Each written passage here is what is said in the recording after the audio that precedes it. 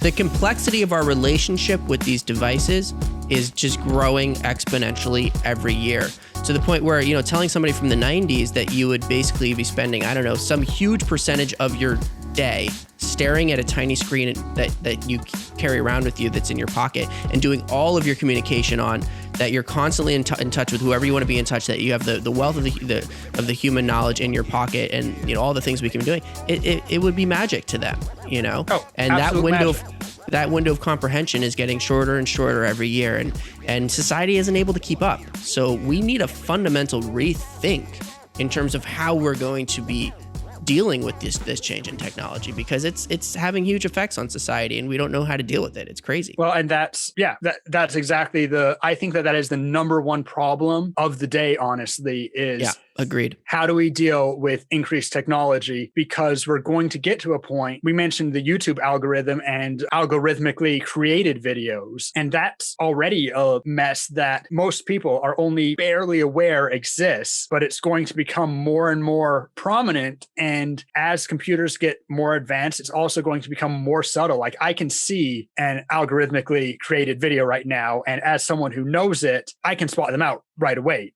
I think. Right. But of course, I say that because of course, the ones that I don't call out right away are just ones that are better. And so who knows? It's like plastic surgery. Good plastic surgery, you don't even notice it, but you only think that plastic surgery is bad because you only notice the bad plastic surgery. It's that kind of thing. Yeah. Well, and that's the same thing, the old thing, there's no such thing as a unsolvable mystery or something. Huh. And it's, right. Or there's no such thing as a perfect murder. Right. And eventually, that's the exact kind of thinking that people will say who've only experienced imperfect murders. That's exactly right.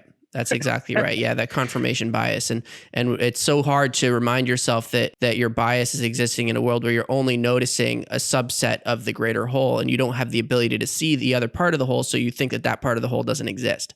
But and you get into this weird conflicting dynamic of, on the one hand, I have no evidence of a perfectly created algorithmic video. Mm-hmm. And so I need to use my logic to say, do I believe that it exists? Whatever. Right. But have you heard, I don't know what the actual thought experiment's called, but the idea of like the invisible tea kettle in space? Yes. Russell's teapot. Yeah. Isn't it called Russell's teapot? Bertrand Russell, he came up with this argument that essentially, Russell, yeah. that to prove, not to prove, but to show how silly the arguments for God are. He's like, if I asserted that there was a teapot between here and Mars floating in space, you'd have no way of disproving it. Yeah, right? exactly. Yeah. And so we were talking about conspiracy theories, and you get in this weird scope of, are we conspiracy theorists for talking about algorithmic videos that we can't discern as being algorithmic? Right. Because if it's a good video, we don't have the evidence of it and whatever. But as people who are technologically savvy, we acknowledge the potential of it. Yes.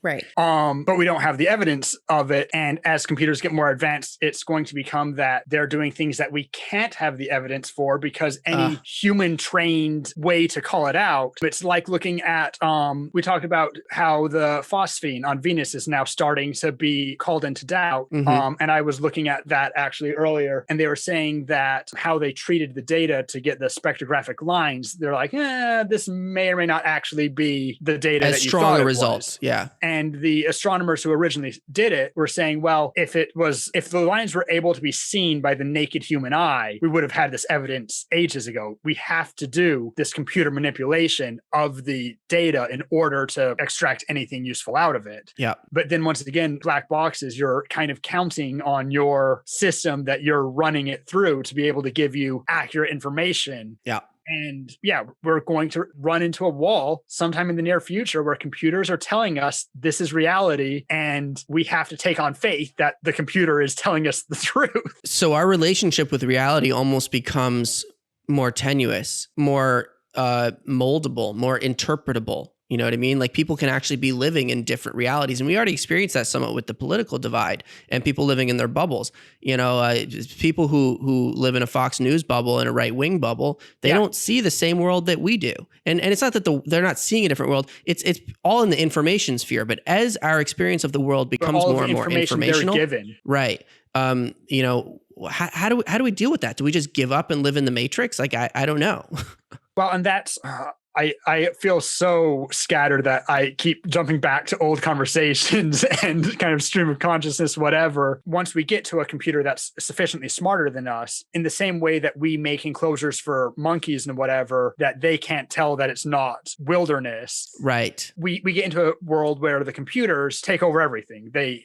And we either prosper or we die off, because depending on how well we were able to make the computer's ideals match our own. Right. And there's so many failure worlds, like we tell it to optimize our happiness, and the computer says, well, okay, let's give everyone a permanent morphine drip and right. Or plug us into the Matrix. Morphine coma and whatever. I think the Matrix is a very real fear, that the computers eventually just have us hooked up to this virtual reality, and just it gives us whatever stimulus or whatever worlds that we want to have to keep us, not knowing real reality. And that's the interesting one so we have one of the winning scenarios. At some point, we have to be willing, if we get computers that are smarter than us, and there's a question to be said whether or not we'll ever recognize it, because a sufficiently smart computer will be able to deceive us and sell us that it's not. And we're like, that's exactly we're not there yet. We're not there yet. We've been there for like 20 years. Yeah. But if computers get smarter than us, at some point we have to be willing to just say, you know what, computer, you have to know best. Otherwise you would have destroyed us if you wanted to. Right. And then just say okay, so we have the computer, and a winning scenario is that we're going to get into a weird thing that how do we define success for humanity? Right. And one of the more winning case scenarios is that humans are basically a favored pet of the computers, that they manipulate. The zoo hypothesis. We have our little ant farm, and they want the best for us, and they want our ant farm to feel like we're getting stuff done and feel motivated to keep going out and living our best lives. But at the end of the day, any major disaster, the computer's like, no, we're going to just gently steer away from those, and we're blissfully unaware. Thanks for checking out this clip from our show. To watch more clips or full episodes, click on our profile below. If you want to stay up to date on all of our new episodes and videos, click subscribe. And if you have any ideas for future guests or topics that you would like to see us cover on the show, leave us a message in the comments or connect with us on any of our social media channels at Funtime Program. Or on our website at funtimeprogram.com. We'll see you in the next one. Bye-bye.